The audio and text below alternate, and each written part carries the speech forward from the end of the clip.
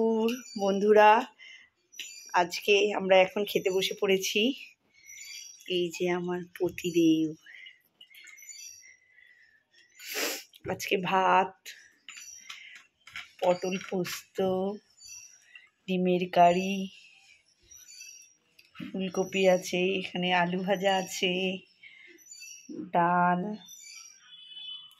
শসা, লেবু, ভোলা মাছ, আর একটা স্পেশাল, জানি না কে কে খেতে ভালোবাসো, এটা একদম জল ছাড়া বাটা। কী কী দিয়েছি বলো তো? এর মধ্যে ধনেপাতা, পোস্ত, কালো জিরে, রসুন। এটা কিন্তু কোনো মিক্সি না, শিলে বেটেছি।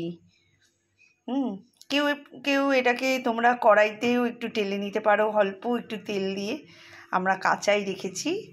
আজকে বিশেষ আকর্ষণ ধনেপাতা বাটা, কেউ কেউ ধনেপাতার চাটনিও বলতে পারো।